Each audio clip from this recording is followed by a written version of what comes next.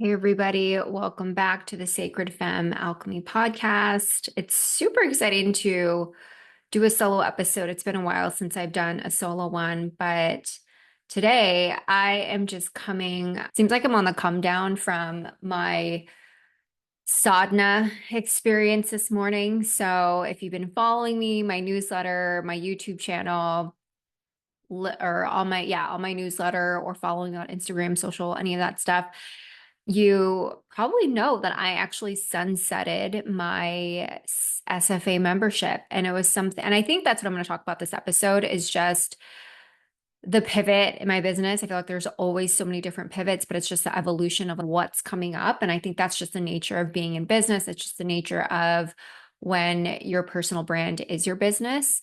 And sometimes it's hard to, just like relationships, stay in relationships that no longer fit you. And so it requires you to actually level up and recreate something new. And so this is just going to be an update on where I'm at personally and how it's being reflected in my business. So it's almost, hey, we're having a little matcha chat and I'm taking you along for the ride. But this morning, right now it's super, super hot. We're going through a heat wave in California, in the Bay Area, in San Francisco. It is never this warm, honestly. And I live in a neighborhood where it is constantly foggy all the time. And if you don't know, the name of the fog is Carl, and Carl is just always up in our neighborhood. And so usually I'm always constantly year round in fall or winter attire. I kid you not. And when I go to a different place in the Bay Area, it's really warm. I'm not dressed properly. It's annoying, honestly, but it's just really funny how in our neighborhood there's just a little pocket of fog that just tends to stay here and make its home. But this morning it's like 90s already, which is crazy. And for me to wear summer attire, I'm relishing in it. So if I know that if it's hot here in my neighborhood at that level, that temperature, then I know everywhere else it is boiling. So I hope you have some AC, drink plenty of water, all that stuff. But anyways, this morning, I ended up leading a sadhana practice, and sadhana is essentially a daily practice. And when I was doing my Kundalini Yoga training, I participated in a sadhana for the whole duration. Sometimes I would join in between the times that we actually met in person, but sometimes I would just be on Zoom asleep. And we started every day at 5 a.m. And when we had to meet in person, I would have to leave my house around by 4:30 in order to get there at 5 a.m. And then when we were practicing chanting 2.5 hours of long ekongars, we started at 4:30. So I would have to wake up at 3:45. And that was the thing that was like my biggest resistance towards doing Kundalini yoga because I am not a morning person. I've tried working out in the morning too. People say it's best for you to work out in the morning because you won't do it later at night. And it's just my body is not, it doesn't, I'm not going to mechanically or manually make it a morning type of body. It's not. And it takes a while for me to wake up, my body to feel good. And so I usually, if I'm doing some sort of exercise or movement, I like to keep it very light, nothing too intense for me, because I don't feel good. Usually my optimal prime for my body for working out is usually later in the afternoon, like maybe after two or something. But we all know how that goes. Usually you end up not working out because the day gets ahead of you and all that stuff. But in that practice of waking up before the sunrise, Kundalini yoga is known as the yoga of awareness, part of Raja yoga of the mind. And sometimes what people do is they tend to use agana, asana as a physical practice, as a way to get their physical health back. And then all of a sudden you start to experience the mental health benefits because when you're holding certain poses for a long time, that is a form of meditation in a sense that you're observing what is happening to your body. Your body is sending you signals and you're paying attention to it. Can I stand in this position that's a little bit difficult, a little bit challenging, more a little bit longer, or I need to move, this part of my body hurts. And so you start to build this mind body connection, and that takes you off the mat. That's why essentially it's like there's yoga on the mat, then yoga off the mat. And it's a lifestyle, right? It's connection to yourself. It's a spiritual lifestyle. And particularly with Kundalini Yoga, it really works on the subconscious mind, works on the energy. Sometimes you're just sitting in easy pose, cross-legged pose the whole time, and you're moving your hands in different positions. You're doing different mudras with your hands, different hand positions. And it's always, sometimes it's inclusive of pranayama. So like breathwork practice, you're chanting a mantra.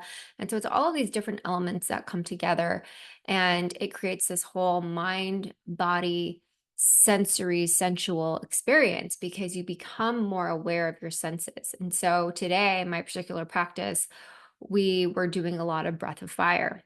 And breath of fire is also known as Kapalabhati, which means shining skull. And when I remember doing it for long periods of time before, and mind you, you don't need to do it when you're menstruating or if you're pregnant, you can do long, deep breathing. But it creates that sensation where I feel more clear headed. And so we were doing specific asanas where it requires us to do 2 minutes of breath of fire, 3 minutes of breath of fire while we're in the pose. And you start to feel your nasal passageways clear up. You start to connect deeply to your breath and you start to experience this sense of vitality that you feel alive, right? Sometimes it's so easy to wake up and just feel like you're in a fog or crawling through just mental melees and molasses. But when you're in that phase of just connecting to your breath deeply, not even thinking about anything else, it just creates this sense of heightened awareness and sensations. And I love it. It's what got me hooked initially. And then all of a sudden, my teacher, she explains it as Kundalini Shakti, the divine feminine. She comes to you and it's exciting and it's, oh my gosh, I love this yoga. I feel so good. I feel so high. And then eventually what happens is you do more and more of it. And then you start to feel the mental breakthroughs. And then you start to feel pissed off. And you're like, I don't know why. But in that moment of actually doing the practice, you may feel temporary emotions. And then later on, what you're doing is actually moving those stagnant emotions within you. And notice that if maybe, for example, you carry a lot of stress on your shoulders, and if you're doing a lot of asana poses within Kundalini Yoga that requires you to move your shoulders a lot, we do a lot of shoulder exercises. Maybe you start to get angry at the teacher. Usually it's always directed at the teacher because you get pissed off either at, oh, you don't like the song, you don't like the tempo, you get bored, and then it's always just projected at the teacher. But it's fine. It's fine because at the end of the day, you're like, okay, well, I don't, it's so easy to project something onto someone, but then you don't realize, oh, I actually don't have to do that asana. I can just sit in child's pose. But then also, the wise mind is about learning to lean into that discomfort and starting to question and get curious as to why am I upset by doing this exercise? Have I been holding energy and anger in my shoulders? And am I just doing an exercise that is releasing that energy from my body that I didn't even know that I had stuck there? And so it just teaches you that sometimes it can be a little bit uncomfortable, but then eventually what happens is you start to feel lighter, and then it becomes a stance of, okay, this new modality of there are times when it feels good, there are times when it doesn't, but then I can lean into the curiosity of why doesn't it feel good and how can I transcend it and move it, not necessarily spiritually bypassing it, but getting curious and understanding what is something there that needs to be brought up that you haven't cleared yet. And so that has been some of my experiences with doing different parts of the asanas and doing different Kundalini yoga classes and working with different teachers. And my passion for it has just become so apparent. And I really knew that for me, when I was doing my membership, something felt a little bit off. Something felt off in a sense of, it just became this hamster wheel that I was on. And I lost my sense of why I was doing it. And I got so caught up in the day to day, the operations part. And so it's always important to take a step back and take a break from it and understand and get back to your why and just know that it's okay. And of course, there were definitely feelings of shame. There were feelings of, oh my gosh, I have members in there. People like it. What would happen if I stopped doing it? Will I disappoint people? What if they really need it? It's just all of that stuff. All of that stuff. And I noticed that I wasn't co-creating with God, the goddess, and it just became very much about me by myself trying to do something. And so what I've really learned is just this idea that this word keeps coming up. It keeps coming up for me, and it's temperance. It's also one of the major arcana cards in tarot, Temperance. And, the way that I feel it is, I think I talked about it where when I first got sober, the polarities of swinging on different sides of the pendulum. And then all of a sudden, after a couple of years, you start to recalibrate. Just as how in Kundalini Yoga, you have different 10 bodies, you have the positive mind, negative mind, and then you have the neutral mind, right? And so that's where I'm at of what does it look like to be balanced? What does it look like to be able to create a sustainable business? What does it look like to really infuse it more with actual service as opposed to thinking that I have to do it by myself? Or getting caught up in achievement, in success, in performance metrics. Those are the things that are the common tenets that we build our life off of as the value of success. I was listening to this Wayne Dwyer tape, and what's very true. When you start to step away from that, when you start to pivot and focus your energy on something else, you start to help more people. And my teacher used to always says this: source brings you clients, or create with source, and I have to be honest, it's just that I haven't been doing that. And so I've noticed that even though I pride myself on spiritual coaching, it's that one place in my life where I haven't necessarily mastered spirituality in it. And saying that right now, I take it back in terms of mastering spirituality. Spirituality is something that you don't necessarily master. It's just lessons that you keep learning. And if you are a master in spirituality, maybe you've already passed into a different life or a different entity. But I had to really think about, how do I want to actually serve? And you can get all this information about how you want to do so many different things. You can get all different types of strategy. You can do different types of programs, and you can take all different types of trainings. But at the end of the day, it's truly a reflection of you and what you want to put out in the world. And so the continuation of that Wayne Dwyer tape that I was listening to is also about, how do you want to live your life as an unfolding work of art?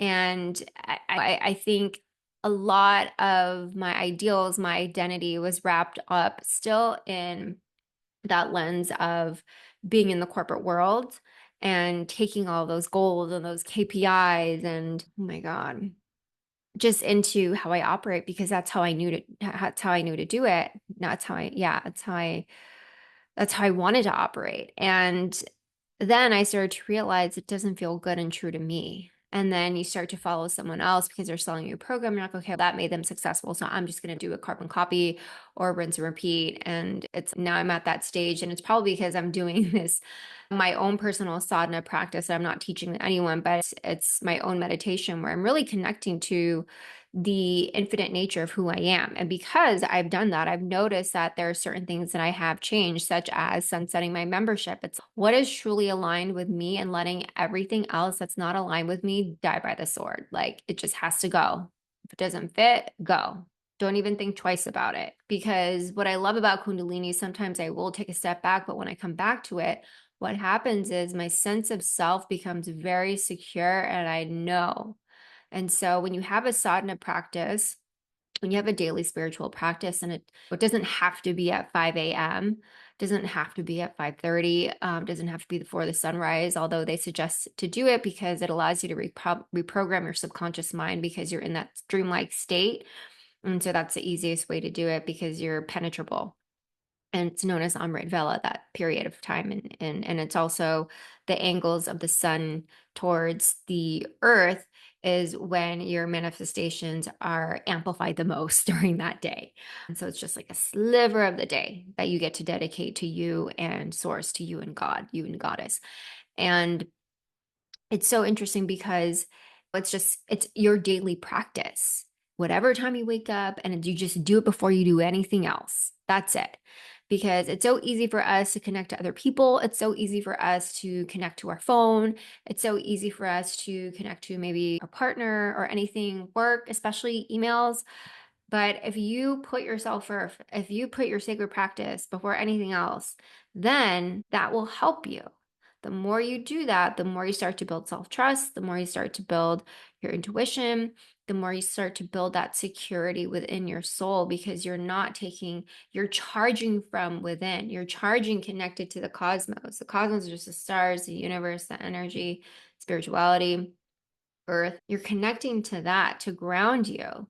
And then go check your phone. And so it's, if you think about it, when you meditate for even just a hot second, and then you respond to something, you're responding a lot differently as opposed to when you didn't meditate, right? So it's about being able to prepare you for your day.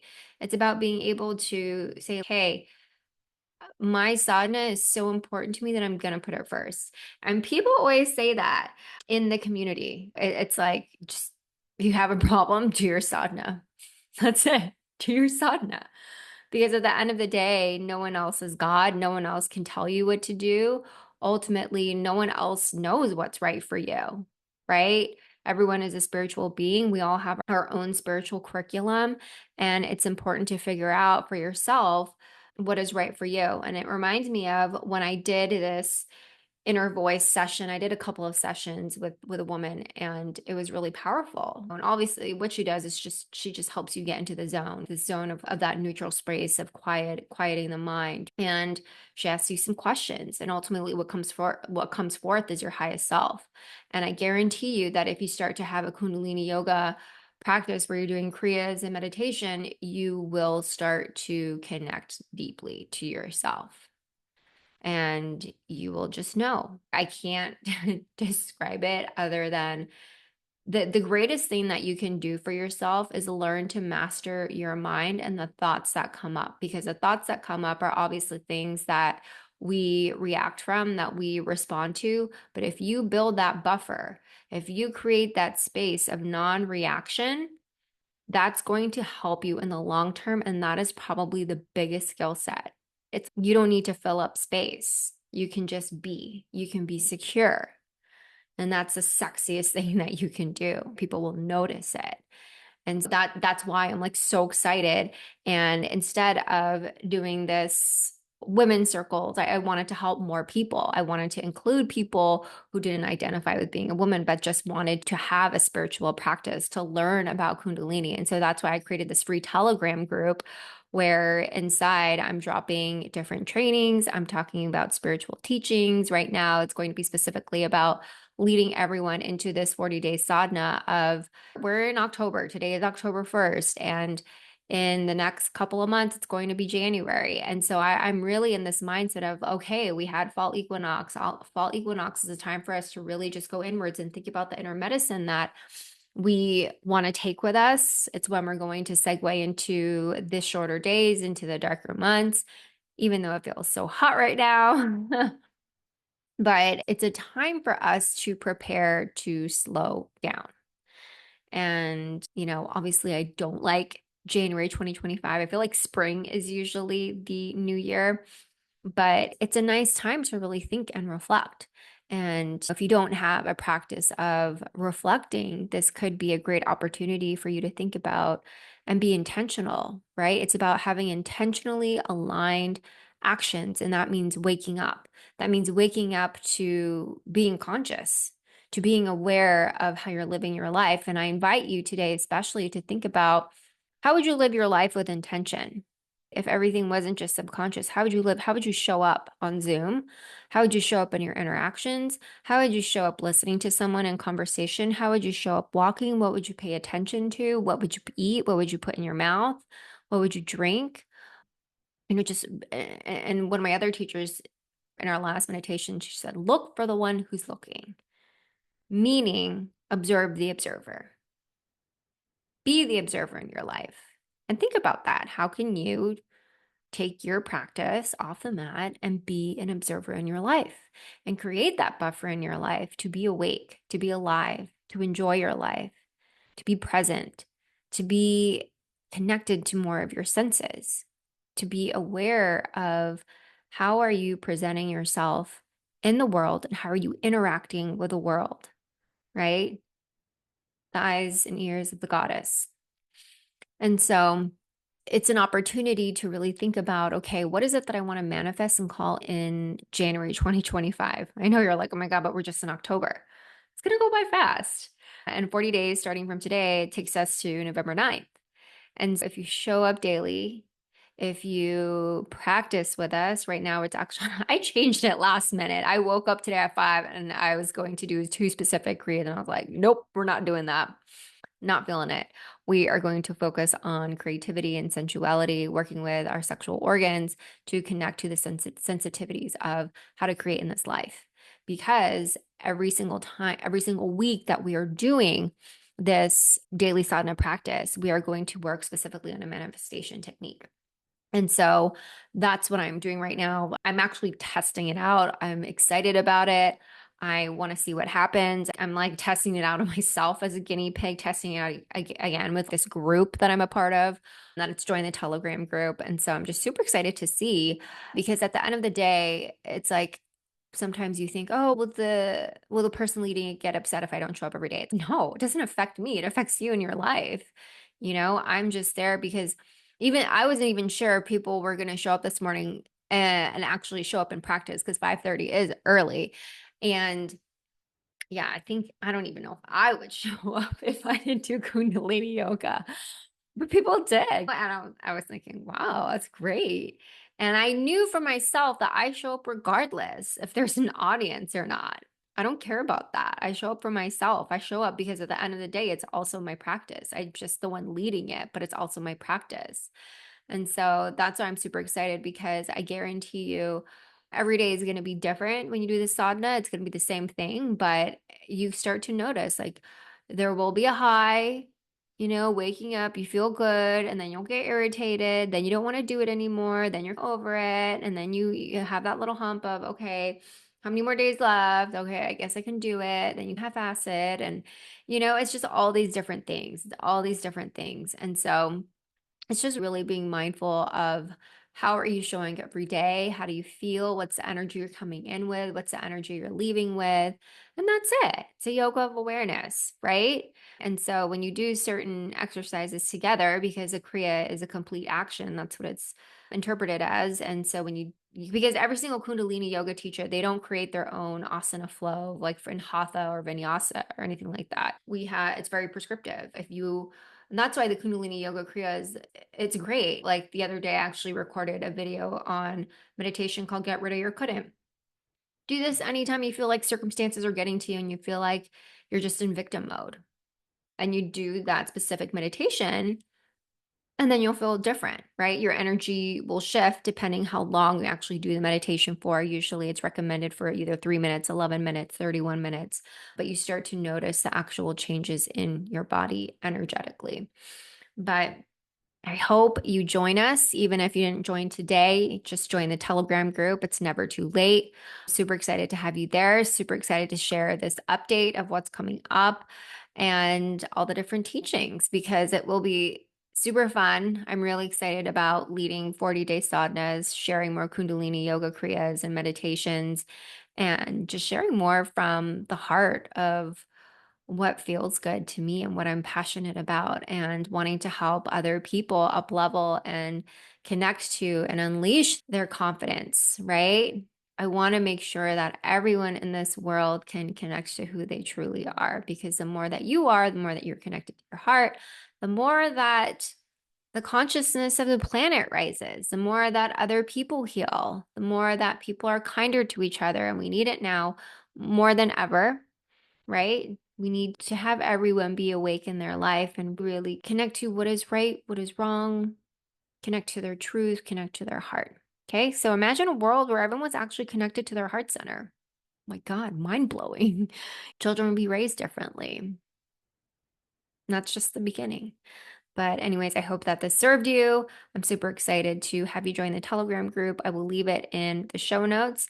And I hope to see you tomorrow morning at our sadhana practice at 5:30. Don't worry, you can have your Zoom. You have your Zoom camera off. That's totally fine. But I really hope that you take an opportunity to gift this to yourself, because it is a free practice. It is a free group. And the whole purpose is just to elevate your consciousness and get you more aligned with what it is that you truly want to bring into this earth and birth into this earth. All right. Thank you, everyone. Satnam. Bye.